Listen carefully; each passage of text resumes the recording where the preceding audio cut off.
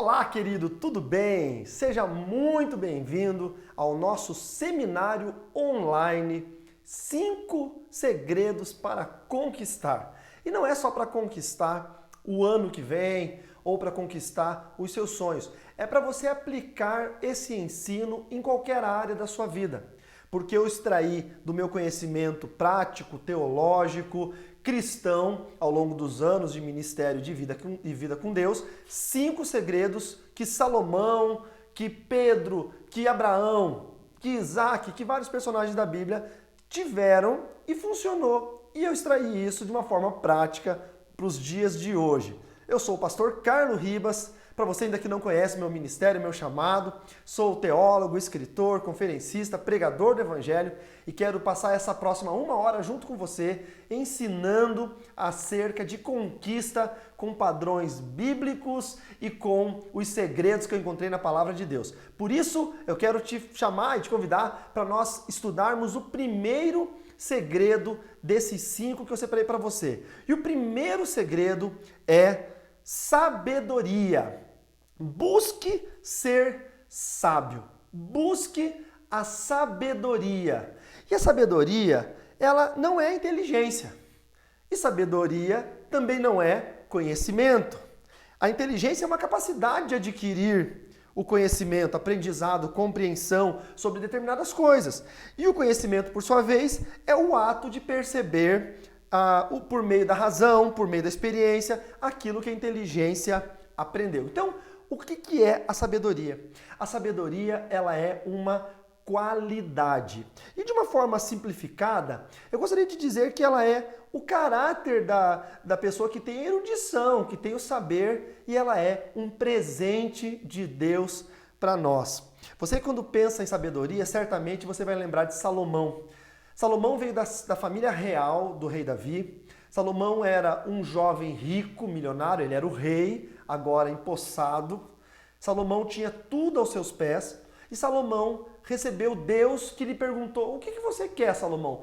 Pede o que você quiser que eu vou te dar. Esse jovem, ele achou por bem pedir sabedoria, porque ele dava valor a isso. Olha, perceba o que diz aí no Provérbios 3, no verso 13 e o 14. Todos os textos que eu vou falar para vocês aqui estão elencados um a um na apostila desse seminário online que está disponível para download aqui abaixo deste vídeo, ao lado do certificado também, porque tem o download do seminário do certificado e tem o download da apostila para você poder baixar e fazer uso desse estudo, ok? Olha, Provérbios 3, 13 a 14, diz assim: como é feliz o homem que acha a sabedoria e que obtém o entendimento, pois a sabedoria é muito mais proveitosa do que a prata e rende mais do que o ouro.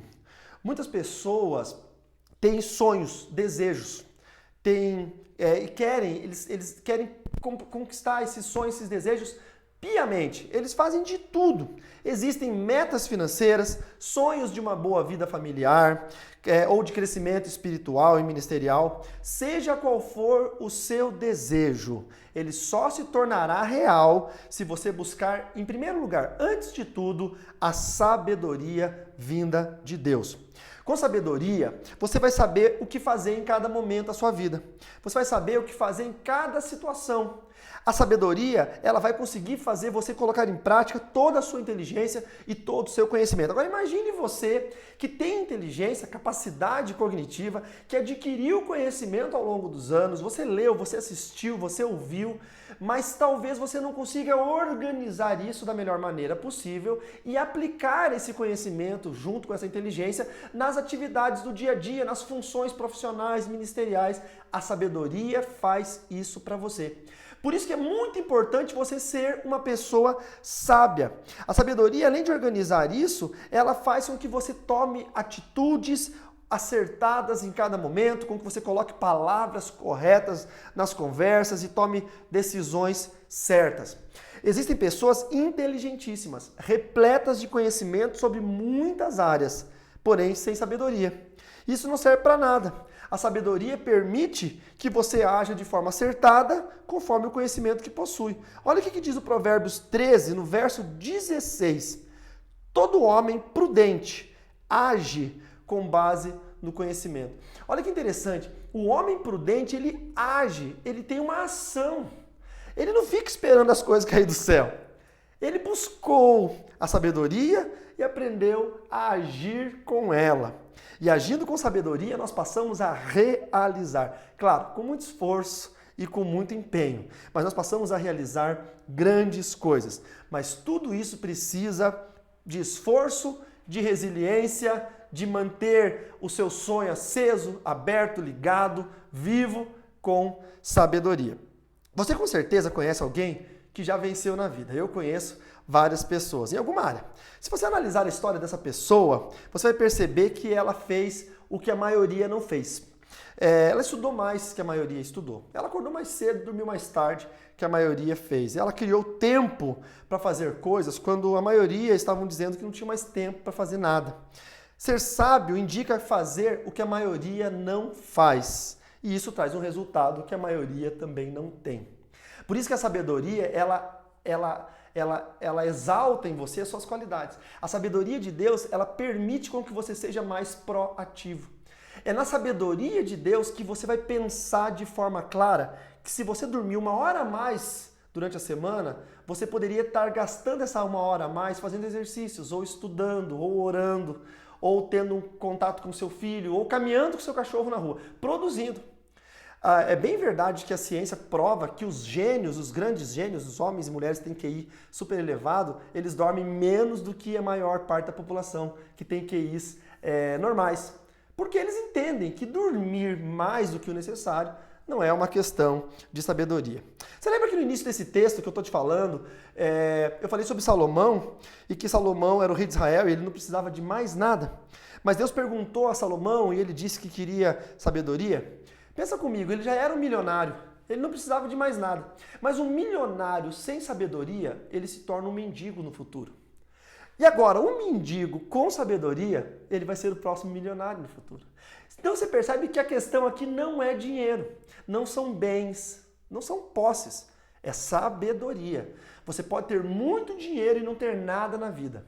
Ou você pode não ter 1 centavo e ser sábio e conquistar o mundo todo. Olhando por esse prisma, notamos que a solução para tudo é sabedoria. Olha, estou com problemas financeiros? É falta de sabedoria. Eu tenho que ter sabedoria para resolver. Eu estou com problema no relacionamento? É falta de sabedoria em como se relacionar. Eu preciso de sabedoria para solucionar esse problema. Eu estou com algum problema de saúde? É falta de sabedoria. Gastei meu corpo da forma errada. Eu preciso ter sabedoria até para buscar um tratamento correto. Tem problemas no meu ministério? Falta de sabedoria. Tem gente que avança no ministério que não foi chamado, que quer ser pastor, mas não tem o chamado pastoral, quer ser músico, mas não tem o dom e a qualificação para isso. E aí sofre ministerialmente, falta de sabedoria. Com a sabedoria, eu posso reerguer tudo o que foi destruído e posso descobrir aquilo que realmente eu fui chamado. Mas como receber sabedoria de Deus? Olha, lá em 2 Crônicas, capítulo 1, no verso 6 e 7, diz que Salomão ofereceu 1000 sacrifícios, 1000 holocaustos, a oferta da época a Deus, em tempos que o povo oferecia apenas um sacrifício por ano. Salomão perguntou: o que esse povo oferece para Deus que deixa Deus tão feliz com Israel? E alguém dos seus conselheiros disse: um holocausto por ano. Então ele pensou: eu não sou comum, eu não sou como o povo, eu quero fazer algo diferente. Ele pegou 1000 holocaustos e ofereceu de uma única vez. Ele fez a oferta de 1000 anos em um único dia. Ele queria sabedoria, mas ele já era sábio, porque ele estava aplicando a sabedoria que o pai dele, Davi, tinha na vida dele agora com Deus. E naquela noite o Senhor lhe apareceu e lhe disse: peça-me o que você quiser e eu te darei. No verso 10, Salomão pede sabedoria e ele mereceu. Sabe por quê? Porque ele tinha moral para pedir isso. Mas aí eu pergunto, você e eu, que moral nós temos com Deus para pedir sabedoria? Nós temos, ou nós fazemos algo de tão extraordinário que possamos pedir isso a Deus? Temos que oferecer, queridos, as nossas vidas no altar de Deus. Não só os nossos bens, não só o nosso trabalho, não só o nosso dinheiro, mas o nosso tempo, a nossa família, tudo o que temos, o que somos e o que possuímos, nós temos que oferecer no altar para Deus. Temos que nos dedicar à obra do Senhor, gastar tempo com Deus. Gastar tempo em fazer as coisas da igreja. Não ser levados pela preguiça. Levantar, fazer. Você consegue fazer um pouco mais, você consegue ir um passo a mais. Jesus disse, se alguém te pede para andar uma milha, ande 2. Se alguém te pede a capa, dê também a túnica. Você consegue, porque fazendo isso nós vamos alcançar sabedoria de Deus para agir em toda decisão. Uma outra questão de Salomão sobre sabedoria é que mesmo Salomão sendo rico, rei, milionário, e mesmo ele sendo sábio, talvez o homem mais sábio do mundo, ele tinha conselheiros. Olha o que diz em Provérbios, capítulo 1, verso 5. Ele tinha conselheiros, mentores, pessoas que ele gostava de ouvir antes de tomar decisões. Olha o texto. O sábio ouvirá e crescerá em conhecimento, e o entendido adquirirá sábios conselhos. Quer dizer, o homem mais sábio do mundo dizendo que ele tinha conselheiros, mentores, pessoas que davam opiniões na vida dele. Ele já tinha sabedoria, mas ele gostava, mesmo assim, de estar rodeado de conselheiros para poder ouvi-los e poder discernir acerca de cada assunto. Salomão entendia que mesmo com toda a sua sabedoria, ele ainda não tinha a experiência que esses conselheiros, esses mentores tinham. Nossos conselheiros sempre são pessoas que possuem um pouco mais de bagagem existencial, bagagem espiritual, profissional, ministerial, mais do que a gente. Eles sempre têm uma palavra para liberar, nos ajudando a acertar o caminho. Por isso, se você quer ser sábio, encontre mentores. Encontre pessoas que você admira, que têm um pouco mais de bagagem e siga essas pessoas. Ouça-os falando, pegue suas dicas, aprenda um pouquinho com a história de vida deles, porque ser arrogante e aprender tudo sozinho não é um bom caminho. Primeiro porque você nunca vai ter alguém para dizer que você está errado. Muita gente gosta dessa posição, porque é confortável.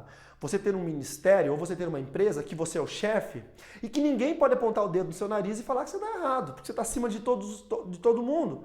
Então você não tem um cara superior a você. Você pode errar e vai parecer que você sempre está acertando. Só que isso vai te manter no mesmo status que você está, no mesmo lugar que você está. Você nunca vai crescer. Saber que você está errando, saber que você não está agradando, saber que o caminho que você está seguindo não é o correto, vai te fazer crescer. Olha o texto novamente. O sábio ouvirá e crescerá em conhecimento, e o entendido adquirirá sábios conselhos. Mesmo que você esteja no topo da cadeia, mesmo que você seja o chefe da sua empresa, da sua família, do seu ministério, busque conselheiros, ouça pessoas, mentores, para você saber se está indo no caminho certo. Também em Provérbios 19:20 diz o seguinte: ouça conselhos e aceite instruções, e acabará sendo sábio. Mesmo que você ainda não é sábio o suficiente, ouça conselhos. Ouça e aceite instruções. Porque ouvir conselho é uma coisa, querido. Mas aceitar é outra totalmente diferente. Tem pessoas que ouvem os conselhos, mas não aceitam. Você precisa ouvir e aceitar e acabará sendo sábio. É muito difícil aceitar instruções por um conflito de visões e entendimento. E preste bem atenção nisso que eu vou lhe dizer. Você quer que as coisas aconteçam de um jeito. E isso, na grande parte das vezes, está ofuscando os erros que você comete. Porque na sua mente, no seu entendimento sobre a situação, o que você está fazendo é certo. Aí vem um conselheiro, um mentor, e diz para você que está errado. E você talvez até ouça o conselho dele, mas na sua visão você está certo. Você não consegue ver que você está errado. E esse é o problema. Muitos ouvem o conselho, mas não aceitam, porque há um conflito de visões. Na sua visão, você acha que está certo. Muitas vezes eu recebi um conselho de um amigo meu, um mentor, e ele me disse, olha, isso que você está fazendo está errado. Na minha mente eu custei a entender, porque eu fiz todas as contas, eu calculei, e eu falei, não, eu estou certo, eu não estou errado. É desse jeito que as coisas acontecem. E continuei errando, e continuei batendo a minha cabeça na parede, até que eu resolvi aceitar a instrução e percebi realmente o quanto eu estava errado e quanto tudo isso ia me levar para o buraco. Mas olha, se você continuar buscando sabedoria, no próximo ano, o próximo passo da sua vida, você vai conseguir conquistar coisas grandiosas. Esse é o primeiro segredo, busque a sabedoria. O nosso segundo segredo, ele é muito importante para você conquistar aquilo que você quer. Nosso segundo segredo é a resiliência. É você saber esperar o tempo. A maior parte das pessoas não sabe esperar o tempo das coisas. Uma coisa que atrapalha a maioria das pessoas de conseguir o que quer é o imediatismo. é querer tudo para ontem sem ter feito nada anteontem. Olha esse texto que bacana. Provérbio capítulo 21, verso 5. Os planos bem elaborados levam à fartura, mas o apressado sempre acaba na miséria. Eu vou ler de novo, porque esse versículo ele é fenomenal. Os planos bem elaborados levam à fartura, mas o apressado sempre acaba na miséria. E isso é uma das maiores verdades que eu já ouvi na minha vida. Apressado acaba na miséria. Eu vejo gente que vai num cassino. A gente morou muitos anos, 15 anos na fronteira do Brasil com a Argentina, e na Argentina é permitido o cassino.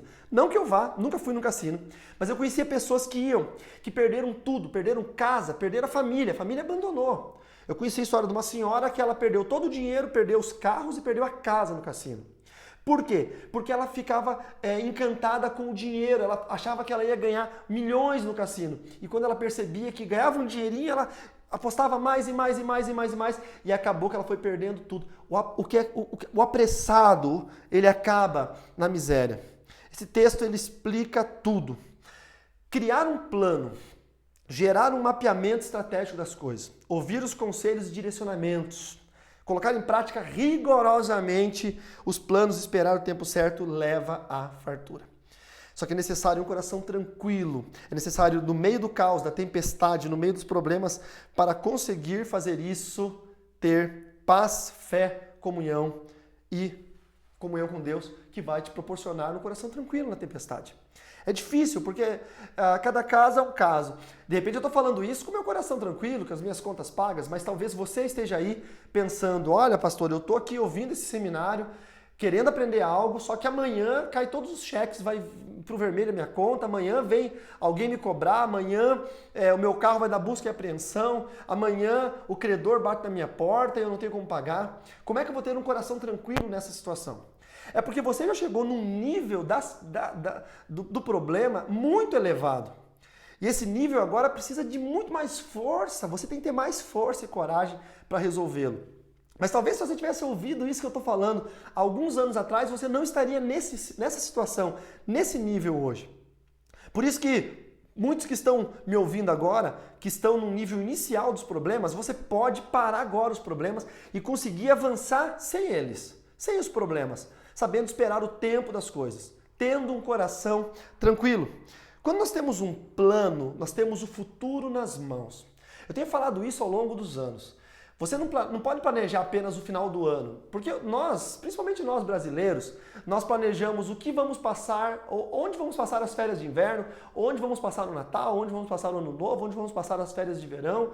Nós pensamos sempre em um ano. Os nossos planos, eles são formados em um ano, é de janeiro a janeiro. Nós precisamos aprender a planejar 10 anos, 20 anos. Se eu houvesse planejado quem eu seria 10 anos atrás, hoje eu estaria muito melhor do que eu estou. Hoje eu sempre digo isso, eu falo isso com meu coração pesado. Hoje eu teria um prédio construído com o Instituto Carlos Ribas de Teologia e Tecnologia, sei lá, eu teria alguma coisa louca. Mas eu não planejei quando eu era mais jovem, porque eu era um entusiasta do evangelho, eu era missionário, eu estava nos países viajando, eu já passei Natal no meio do Chaco Paraguai evangelizando, deixei minha família longe de mim no dia de Natal porque eu estava lá evangelizando. Então eu era entusiasta, Só que eu vejo, foi muito bom isso, eu fiz a obra de Deus, mas eu vejo quanto eu errei em não ter planejado os meus 40 anos, os meus 41, 42 anos. O erro de não planejar me deixou estagnado 10 anos e eu poderia ter crescido muito mais. Esse projeto, por exemplo, de fazer seminários online, de fazer as lives no YouTube, de lançar livros novos, eu poderia ter feito isso há 10 anos atrás, talvez não pela internet, pela tecnologia, mas 5 anos atrás com certeza.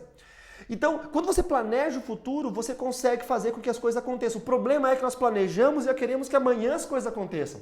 E nós temos que esperar o tempo de cada coisa preparado por Deus para nós. Veja aqui, para a gente resumir um pouquinho. Quando eu era jovem, eu tive planos. Eu sonhei em ser pastor, ter uma família, viajar, pregando evangelho e escrever livros. Era o meu sonho. E hoje eu realmente cheguei nesse patamar. Então eu consegui chegar. No meio do caminho, eu fui designer, eu fui professor de taekwondo, eu fui professor de música. E isso não podia me tirar do meu sonho, mas foram degraus necessários para me impulsionar a alcançar o meu sonho. Era necessário para me sustentar, para me manter no caminho, para eu poder fazer aquilo que eu sonhava fazer. Não significa que quando você tem um plano e um sonho e no meio do caminho você precisa fazer outra coisa, você está se desviando do sonho. Não, absolutamente não. O que significa que você está fazendo com que esses amparos te impulsionem para o futuro e te levem até a conclusão do seu sonho. Hoje, eu já tenho planos para quem será o Carlos de 60 anos. Eu já tenho certeza de quem será o Carlos Ribas com 62 anos. Aqui, alguns dias eu faço 42. Então, 62 anos, como que o Carlos Ribas será? Eu já estou planejando meus próximos 20 anos. E isso é importante. E eu vou esperar, eu quero ter paz no meu coração. Eu não quero que o que eu tenho reservado por Deus para daqui 20 anos, eu queira receber amanhã ou daqui um ano. Eu sei que vai demorar 20, então eu vou esperar os 20 anos chegar. Um outro problema muito grande de quem não tem resiliência, de quem não sabe esperar, é a ansiedade. Nós vivemos num mundo tão ansioso. Pais ansiosos criam crianças que se tornam crianças ansiosas e viram uma sociedade ansiosa. A ansiedade está destruindo a nossa sociedade e destruindo a qualidade de vida das pessoas. E o que há de maior dentro da qualidade de vida se chama a beleza do esperar. Nós temos que saber esperar.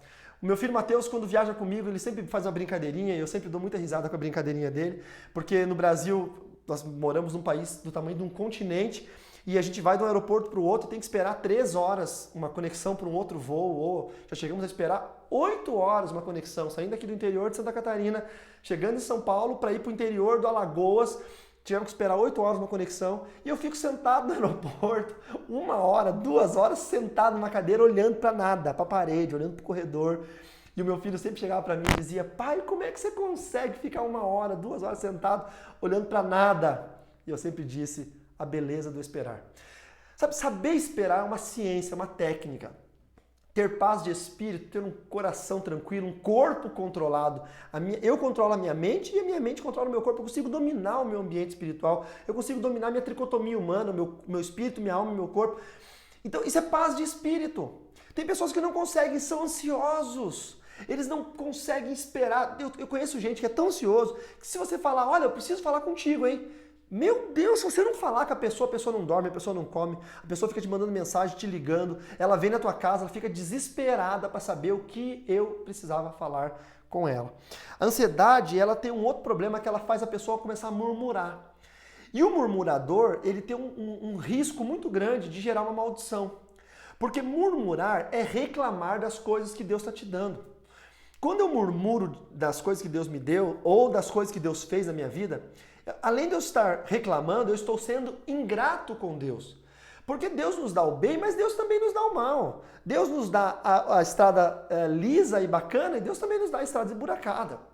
Deus nos dá o dia de sol, mas Deus também nos dá o dia de chuva. Nós não podemos ser ingratos nem murmuradores. Quando nós murmuramos, nós barramos a ação de Deus em nossas vidas. Nós impedimos que Deus, com seu poder e seu milagre, chegue até nós. Por isso que esperar o tempo das coisas é muito importante, porque nós não vemos como Deus vê. Se hoje está tudo desabando, é porque Deus tem um projeto lá na frente. Nós precisamos crer que Deus está agindo e saber esperar. Sabe aquela oração da confiança? Senhor, eu sei que o Senhor está agindo, Senhor. Eu sei que o Senhor está chegando. Eu sei que o Senhor está preparando alguma coisa. Meus olhos não viram, meus ouvidos não ouviram, meu coração nem sabe, mas o Senhor já tem preparado, porque o Senhor me ama. Então, sabe, essa fé viva e real, verdadeira na palavra de Deus, precisa existir no coração do que vai conquistar. Existe um texto muito legal em Eclesiastes 3, do verso 1 ao 8, é um texto grande, mas eu gostaria de ler para você. Para tudo há uma ocasião certa. Há um tempo certo para cada propósito debaixo do céu. Tempo de nascer e tempo de morrer. Tempo de plantar e tempo de arrancar o que se plantou. Tempo de matar e tempo de curar. Tempo de derrubar e tempo de construir. Tempo de chorar e tempo de rir. Tempo de prantear e tempo de dançar. Tempo de espalhar pedras e tempo de ajuntá-las. Tempo de abraçar e tempo de se conter. Tempo de procurar e tempo de desistir. Tempo de guardar e tempo de jogar fora. Tempo de rasgar e tempo de costurar. Tempo de calar e tempo de falar. Tempo de amar e tempo de odiar. Tempo de lutar e tempo de viver em paz. Lá em Eclesiastes 3, 1, 8, Salomão, na sua sabedoria, ele diz que há tempo para tudo debaixo do céu. Nós precisamos aprender que há tempo para tudo. É uma lista grande, mas ela é necessária. Isso nos coloca no nosso devido lugar. No tempo determinado por Deus, não adianta nós tentarmos nada ou querer modificar isso, porque foi Deus quem determinou. A nós basta aceitarmos o tempo e enquadrarmos os nossos planos no tempo e no plano de Deus. O Novo Testamento, ele tem um exemplo incrível do poder maligno da reclamação e da murmuração, da indignação sobre o tempo de Deus. Lázaro, amigo de Jesus, morreu. Ele veio a falecer. E as suas irmãs estavam lá chorando, triste, pranteando, há 4 dias a morte de Lázaro, amigo de Jesus. Então Jesus, ele vai até Betânia para confortá-las da perda do irmão. Olha o que o texto diz em João capítulo 11, do verso 20 e o verso 21. Quando Marta ouviu que Jesus estava chegando, foi encontrá-lo, mas Maria ficou em casa. Disse Marta a Jesus: Senhor, se estivesses aqui, meu irmão não teria morrido. Então, olha que versículo que denota a ansiedade dessa mulher, a frustração, a murmuração, a reclamação sobre Jesus. Senhor, se o Senhor estivesse aqui há 4 dias, meu irmão não teria morrido. Ela poderia ter dito: nossa, que bom que o Senhor veio, graças a Deus que o Senhor veio, que o Senhor pode resolver alguma coisa. Mas não, ela já chegou murmurando e reclamando. A tristeza, a agonia, a fragilidade pela morte do irmão certamente guiaram as palavras de Marta a Jesus. Porém, isso o fez parar, não sair do lugar. Jesus estava indo para a casa onde elas estavam para resolver o problema, mas ele ficou parado por causa da murmuração de Marta fora do povoado. Quando Marta viu que Jesus não se movia mais, ela correu e chamou a irmã. Olha o que diz em João 11, 28, 29 e 30. E depois de fazer isso, foi para casa e, chamando à parte Maria, disse-lhe: o mestre está aqui e está chamando você. Ao ouvir isso, Maria levantou-se depressa e foi ao encontro dele. Jesus ainda não tinha entrado no povoado, mas estava no lugar onde Marta o encontrara. Perceba que Jesus estava chegando para resolver o problema delas, mas a murmuração de Marta parou Jesus fora do povoado e ele não entrou mais. A Marta que existe em nós, ansiosa, preocupada com as tarefas da casa, murmuradora, faz com que os planos de Deus fiquem estagnados na nossa vida. Essa Marta, ela faz com que Jesus sempre fique à porta do nosso futuro, à porta do nosso povoado e nunca entre. Jesus está vindo para ressuscitar os nossos sonhos, querido. Jesus está vindo para fazer os nossos projetos darem certo. Jesus está chegando para fazer voltar a brilhar nos nossos olhos a vitória. Mas a Marta que existe em nós vai ao encontro dele, cheia de reclamações e acusações, e faz Jesus parar. A retórica de Marta sempre é a mesma. Não é justo? Deveria ter sido antes? Onde está a resposta à minha oração? E tudo que eu fiz por você não valeu a pena?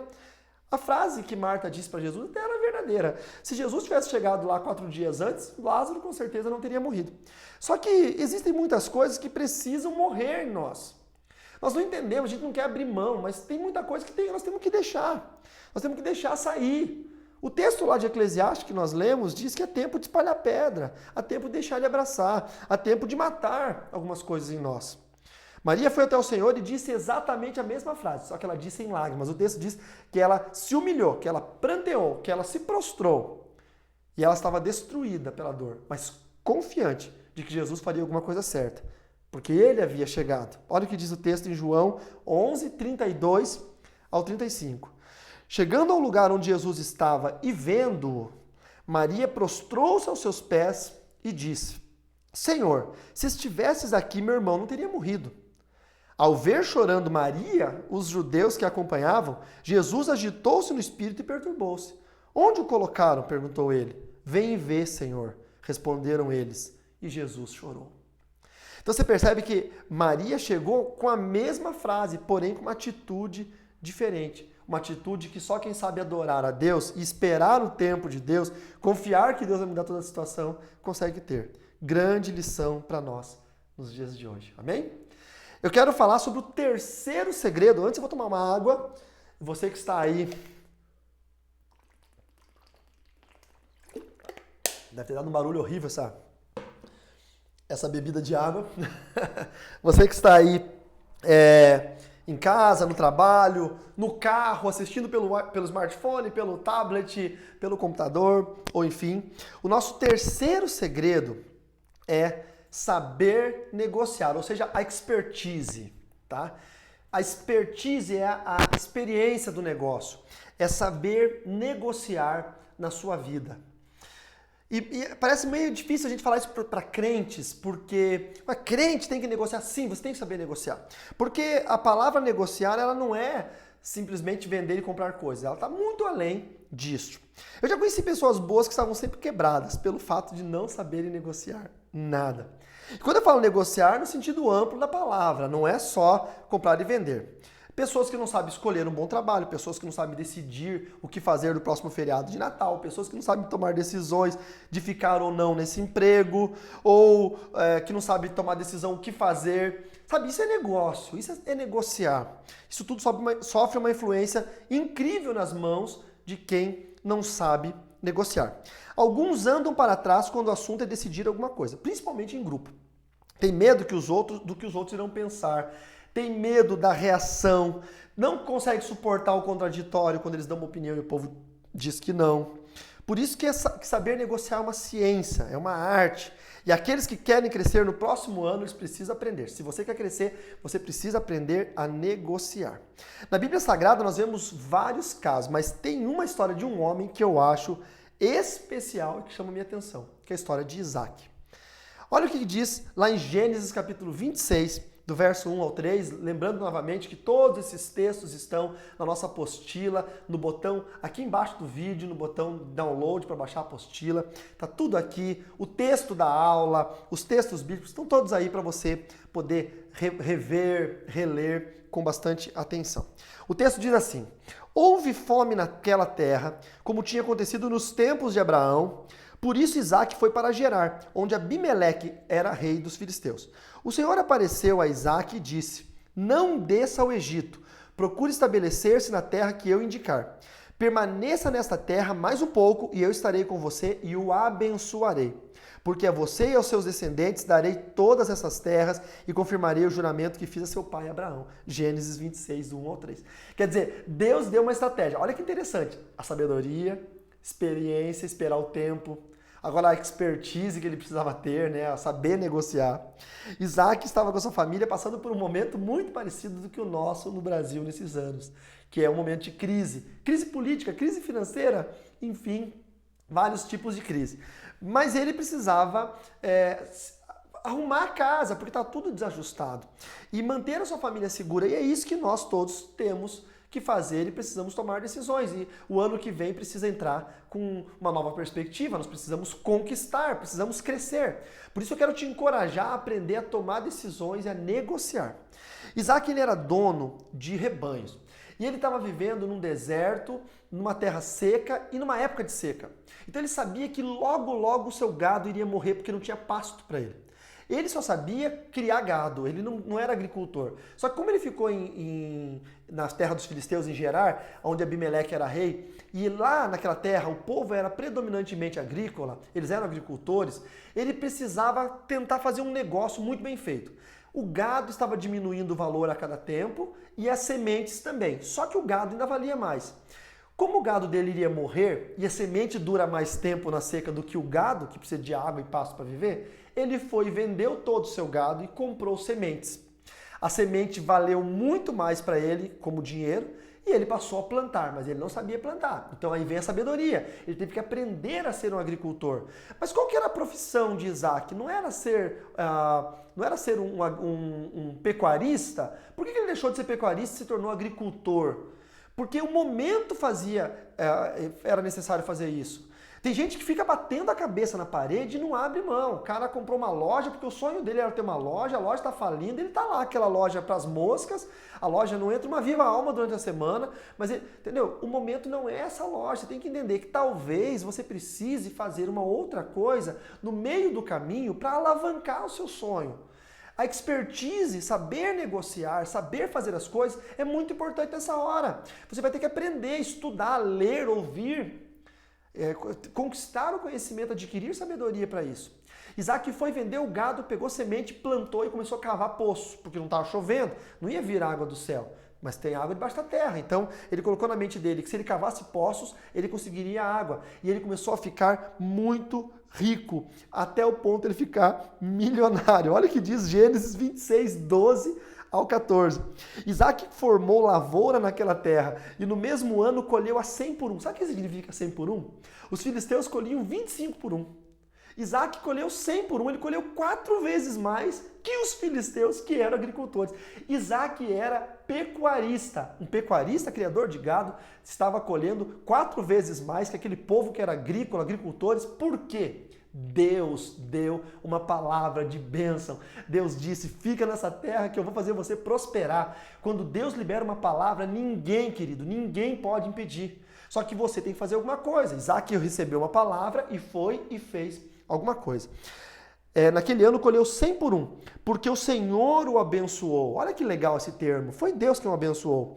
O homem enriqueceu e a sua riqueza continuou a aumentar até que ficou riquíssimo. E depois que ele ficou riquíssimo, o que ele começou a fazer? Começou a comprar de volta aquilo que ele tinha vendido para poder ficar rico. Ele vendeu primeiro o quê? O gado. Aí olha o que diz o texto. Possuía tantos rebanhos e servos que os filisteus o invejavam. Ele vendeu todo o gado, comprou semente, plantou, ficou rico. O primeiro dinheiro que ele recebeu, o que ele fez? Comprou o gado de novo. Agora os filisteus não tinham nem semente nem gado. E ele era rico e milionário e os filisteus invejavam. Os filisteus diziam, caramba, nós perdemos tudo para esse israelita, para esse hebreu. Perdemos tudo para esse povo. Por que nós perdemos para ele? Porque ele tinha a expertise, ele sabia negociar e ele tinha a bênção de Deus. Depois que o dinheiro começa a chegar, você pode fazer de volta os seus sonhos alavancarem. Talvez você tenha que vender um carro para poder injetar esse dinheiro no seu negócio. Talvez você tenha que vender a sua casa para comprar uma nova máquina para a sua empresa. Quem sabe você tem que fazer alguma coisa. Tem gente que tem problema em casa, porque a mulher não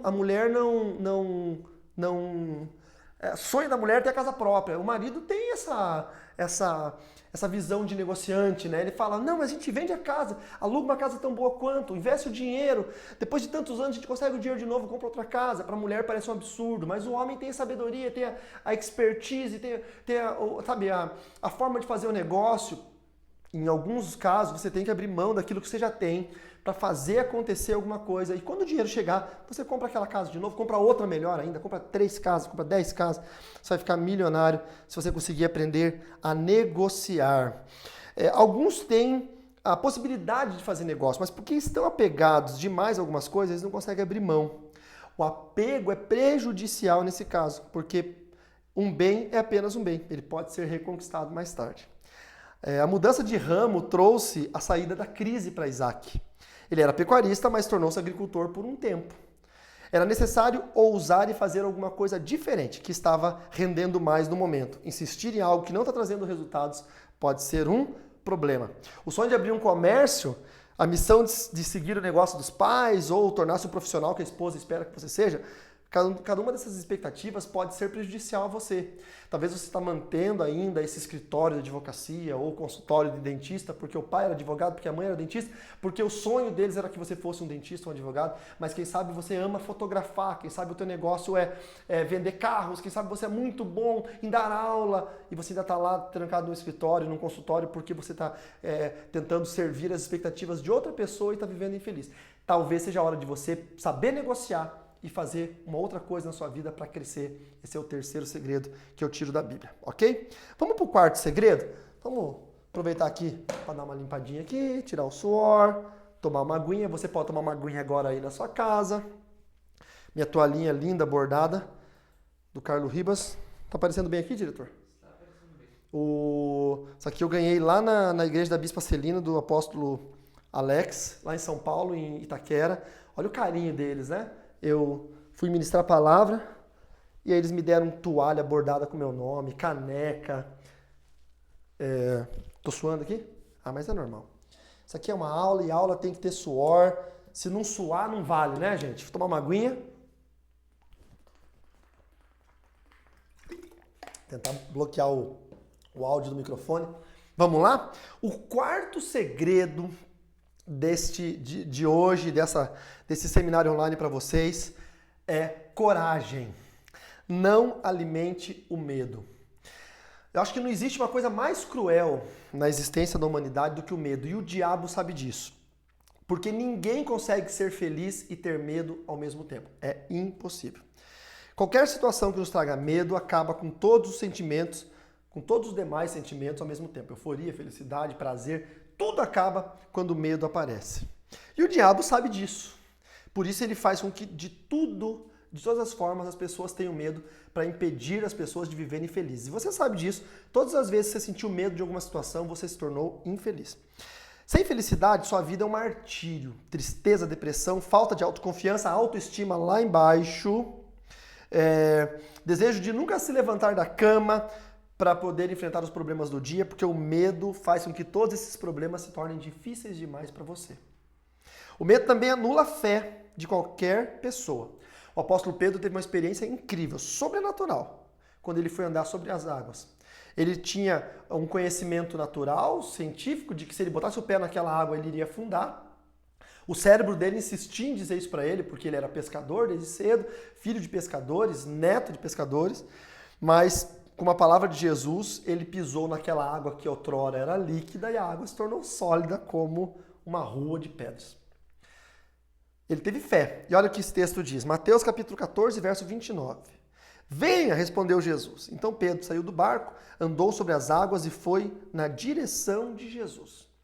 Só que tem um problema, porque o inimigo, quando vê você ter uma atitude de fé, uma atitude que faz vencer o medo, o inimigo faz de tudo para que você tenha medo e para que essa fé seja anulada. Então o diabo foi lá e jogou um vento terrível para amedrontar Pedro.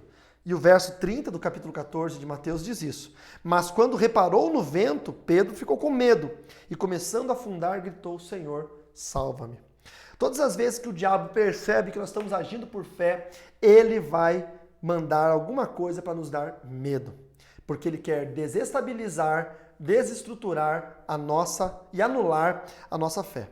O medo é um ser que se alimenta da nossa fraqueza. A insegurança, as incertezas, a autoestima baixa, os traumas do passado, a falta de coragem, tudo isso alimenta o medo e torna o mais forte e o torna maior, ao ponto de nos impedir de agir, de seguir em frente. Quando nós temos um medo, é tão ruim porque ele abre legalidades de maldições, como aconteceu com Jó, lá em Jó capítulo 3, verso 25, que ele diz: o que eu temia veio sobre mim e o que eu receava me aconteceu. O poder desestabilizador do medo é tão grande que ele acaba abrindo essas legalidades em nossa vida. A pessoa que tem medo de perder emprego acaba perdendo emprego. A pessoa que tem um relacionamento movido pelo medo, logo esse relacionamento acaba. Quando você sente medo em demasia, você permite que o diabo abra um portal maligno na sua vida. O medo também impede pessoas de avançarem e conquistar os seus sonhos. O povo hebreu ouvia histórias sobre gigantes. E essas histórias, elas eram amedrontadoras, porque eram os gigantes que nasceram de uma cruza de anjos com homens, e eles rasgavam as pessoas ao meio, e tinham colares de cabeças dos grandes guerreiros pendurados sobre seus pescoços, e esse medo vinha desde da tenra idade, da infância, e era contada essas lendas míticas para todas as crianças dos hebreus, e eles tinham medo. Até que um dia Deus levantou Moisés para tirar os hebreus do Egito e andar 40 anos no deserto e entrar em Canaã. Só que para eles saírem do deserto e entrar em Canaã, eles tinham que passar pela cadeia do Negueb. E quando essas histórias de medo eram contadas, muitas pessoas já aumentavam as histórias. Alguns idosos já falavam: eu vi os gigantes, e outros diziam: eu sei onde eles moram no Negueb. O Negueb tinha uma frase, tinha um nome que era o Vale da Sombra da Morte. Aquele que Davi falou no Salmo 23, ainda que eu ande no vale da sombra da morte, não temerei mal algum, porque Davi tinha isso na mente dele, as histórias dos gigantes que moravam no vale da sombra da morte. Quando Moisés libertou o povo, eles chegaram, após 40 anos até o Negueb, Moisés mandou 12 espias para conhecer a terra. Desses 12 espias, 10 estavam amedrontados e apavorados, e eles vieram com muito medo e tentaram dissuadir o povo de avançar, e eles acabaram olhando, tendo uma visão diferente, porque o medo ele inverte a ótica. Quando você tem medo, você para de olhar as coisas com seus olhos, você passa a ver com os olhos daquele que te amedronta. Olha esse texto que está em Números, capítulo 13, versos 31 ao 33. Mas os homens que tinham ido com ele disseram: não podemos atacar aquele povo, é mais forte do que nós.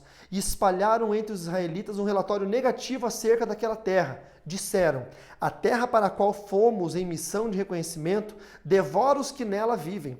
Todos os que vimos são de grande estatura. Olha só o que eles disseram. Vimos também os gigantes, os descendentes de Enaque, diante de quem parecíamos gafanhotos, a nós e a eles. Eles já estavam vendo pelos olhos dos gigantes, como se os gigantes tivessem olhado para eles e dito: vocês são gafanhotos. O medo faz com que você inverta a ótica das coisas. O medo ele é um potencializador maligno, ele aumenta a dimensão das coisas ruins em nossa mente. Uma formiga vira um elefante, para quem tem medo de formiga. Um cãozinho dócil vira um leão devorador de pessoas. O medo faz com que isso aconteça. Uma plateia pode ser o pior pesadelo para quem tem medo de falar em público. Conhecer uma pessoa nova pode ser horrível para quem tem medo de se relacionar. Se o medo que você sente é alimentado por essas situações, você pode matá-lo de fome, evitando que ele se alimente daquilo que ele tanto tem desejo. Não dê medo, não dê comida ao medo para que ele não cresça. Josué e Caleb eram os outros 2 espias daqueles 12 e eles não tinham medo. E eles eram jovens e destemidos, e eles se colocaram no meio de todos os israelitas, eles rasgaram as vestes em sinal de indignação e revolta, e eles disseram o seguinte, veja que interessante, lá em Números 14, do verso 7 ao 9. E disseram a toda a comunidade dos israelitas: a terra que percorremos em missão de reconhecimento é excelente. Se o Senhor se agradar de nós, Ele nos fará entrar nessa terra, onde há leite e mel com fartura, e a dará a nós. Somente não sejam rebeldes contra o Senhor, e não tenham medo do povo da terra, porque nós o devoraremos como se fossem pão. A proteção deles se foi, mas o Senhor está conosco. Não tenham medo deles. Olha a frase diferente de jovens corajosos em relação àqueles covardes. O medo é tão terrível que aqueles 10 espias estavam acovardados, dizendo que eram gigantes, que devoravam as pessoas, que a terra era terrível. Mas os 2 jovens corajosos disseram: a terra é nossa, ela é excelente, ela é maravilhosa, nós vamos conquistar, nós vamos comer esses gigantes como quem come um pedaço de pão, nós vamos para frente deles, Deus está conosco, a proteção deles acabou. É isso. Não deixe o medo alimentar a derrota na sua vida, vença o medo com a fé. Com uma visão de um corajoso, nós podemos encarar o futuro, porque Deus está conosco, Ele nos abençoou, Deus já nos liberou para avançar e as bênçãos do Senhor estão sobre nós. Nossas vidas estão liberadas para avançar e para conquistar o futuro. E agora, querido, eu quero entrar no 5º segredo dessa nossa jornada de estudos de hoje. E esse 5º segredo se chama fidelidade. Eu vou secar um pouquinho aqui, porque nós desligamos o ar-condicionado do estúdio para evitar qualquer ruidinho chato para você. O 5º segredo é fidelidade. Adoração com fidelidade. Vamos tomar uma aguinha?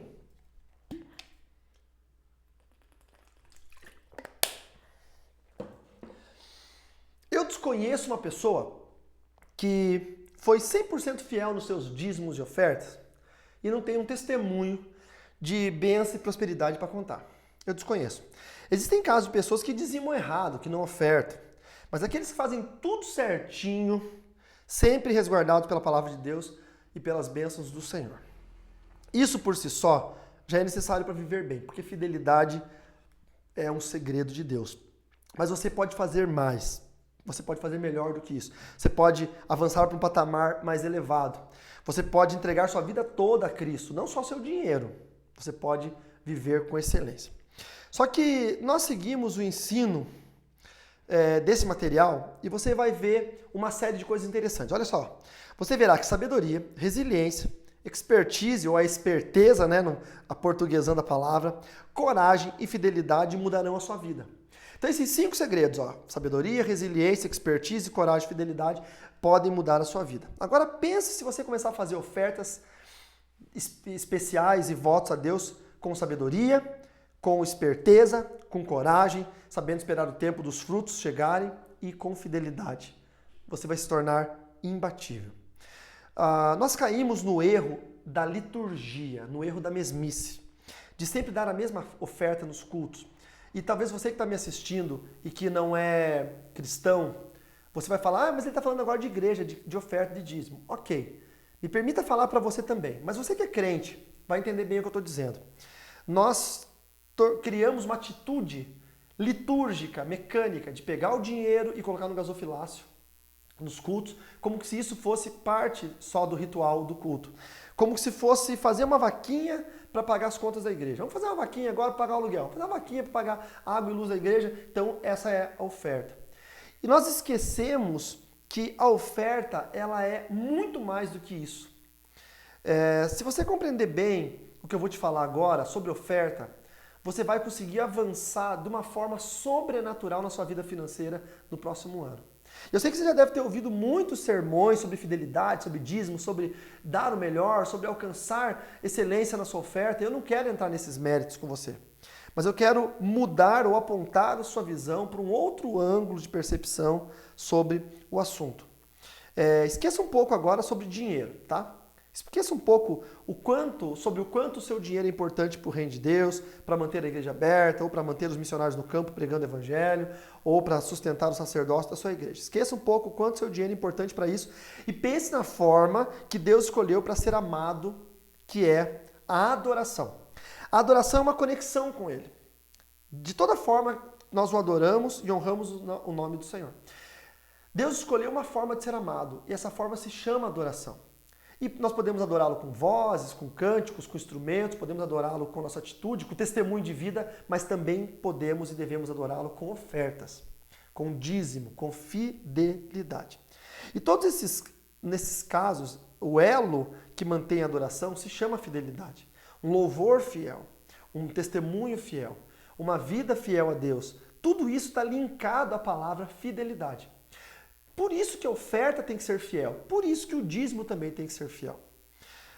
Focando nesse princípio, nós começamos a perceber que a nossa oferta, ela não está ligada no sobrenatural de Deus. A nossa oferta, ela deixou de ser um momento de pensar em adorar a Deus e passou a ser um momento comum do culto.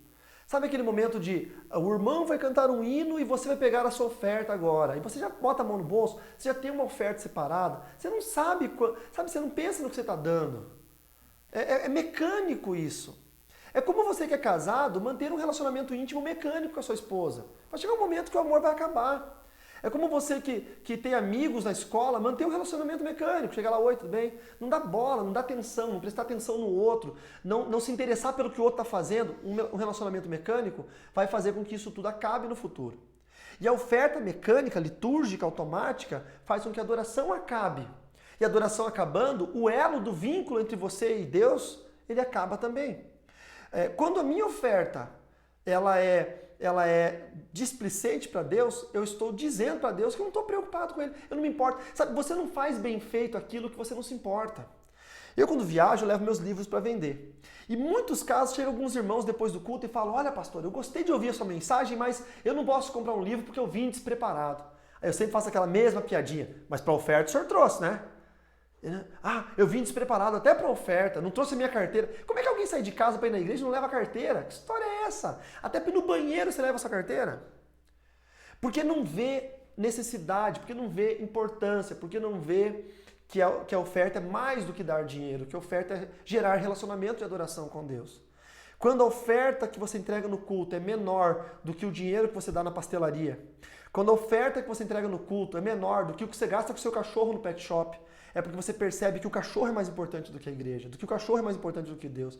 Quando a oferta que você dá no culto é menor do que você gasta na barbearia, no cabeleireiro, é porque a tua barba, o teu cabelo é mais importante do que Deus. Quando a oferta que você dá no culto é menor do que os aplicativos que você compra para o seu celular, do que os periféricos, capinha, cabo, câmera, luzinha para o seu celular, é porque o seu celular é mais importante do que Deus. E você gasta dinheiro com aquilo que você acha importante. A gente montou um estúdio, a gente começou a gastar dinheiro com iluminação, com câmera, com placa de áudio, com programas de computador, porque nós achamos importante esse estúdio.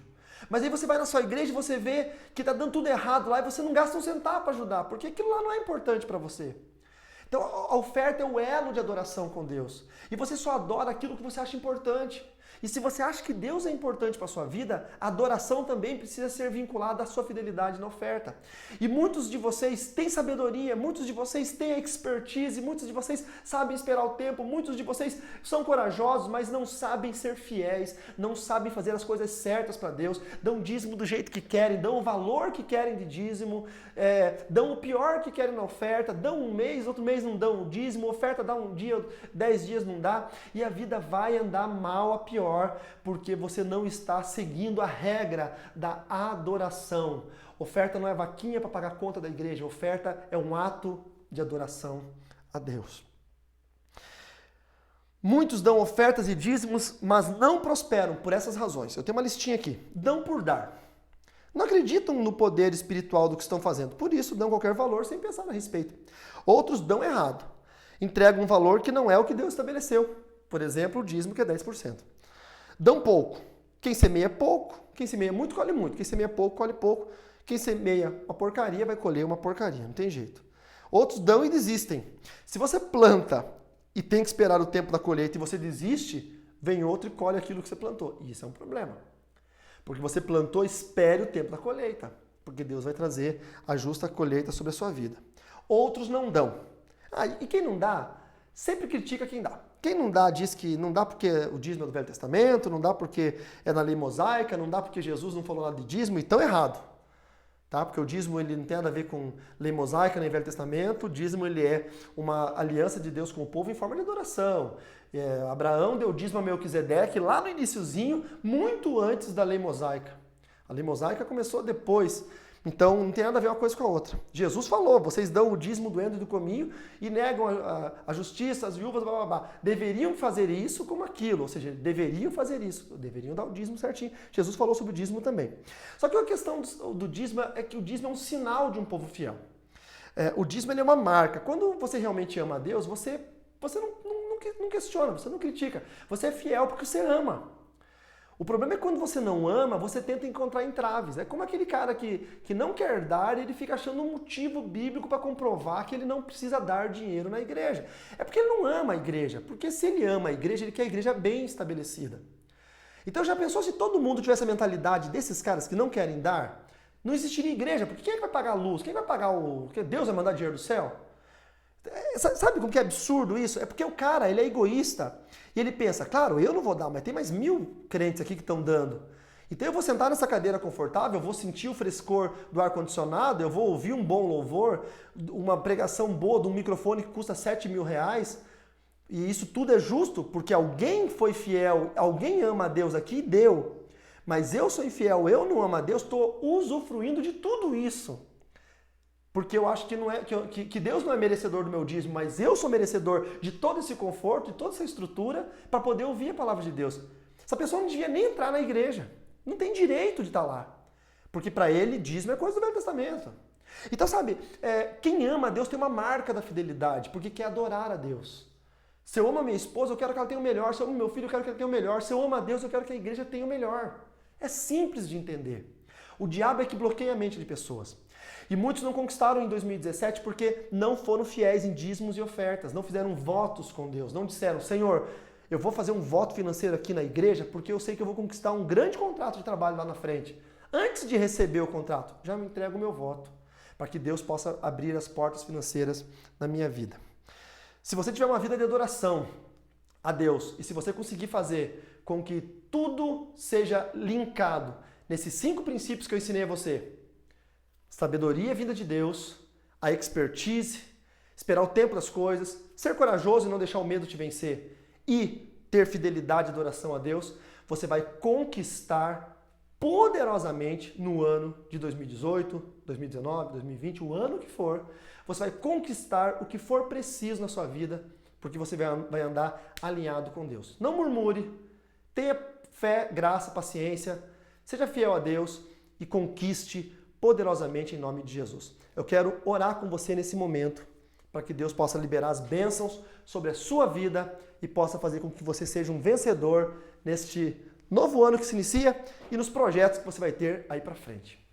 Pai, em nome do Senhor Jesus, eu oro por cada uma dessas vidas que estão assistindo este seminário online, que estão anotando esses ensinamentos, que estão lendo a apostila, que estão assistindo o vídeo, pessoas dos mais distantes países, nas mais longínquas eras, porque não estão assistindo só agora, nesse dia de lançamento, mas estão assistindo gravado em outros dias. Senhor, eu quero que o entendimento da palavra de Deus possa mudar a vida dessas pessoas. Que eles alcancem o conhecimento necessário, Senhor, para prosperar, para conquistar, para avançar. Que eles entendam que precisam de atitudes, que o conhecimento sem atitude não serve para nada. Eles podem ter todo o conhecimento do que eu passei para eles e muito mais. Se eles não tomarem atitudes a partir de agora, eles não vão avançar, eles não vão conquistar.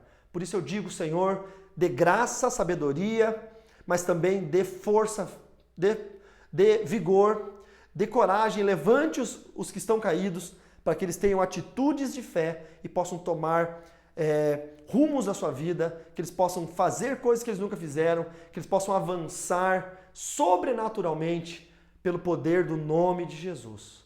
Meu Deus, eu os abençoo, eu libero sobre eles a sua graça, em nome de Jesus. Amém e amém.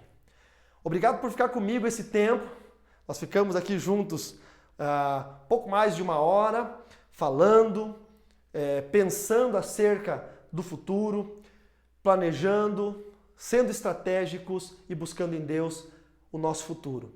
Creia no Senhor Jesus Cristo, porque Ele é o Deus que te dá força para alcançar riquezas, te dá estratégias espirituais, concede a você sabedoria, como diz lá em Tiago, concede a você graça, concede a você salvação, e eu sei que Deus vai fazer com que você alcance grandes coisas. Conquiste, você está liberado para conquistar em nome do Senhor Jesus. Que Deus te abençoe.